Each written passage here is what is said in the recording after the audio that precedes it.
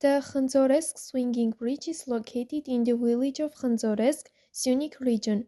The bridge connects old and new Khanzoresk. The bridge was built in 2012 on the initiative of Shora Aleksanyan and is dedicated to the memory of his parents, Haik and Tamara Aleksanyan.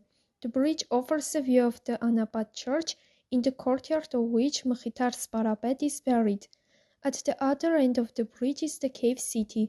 The length of the bridge is 160 meters.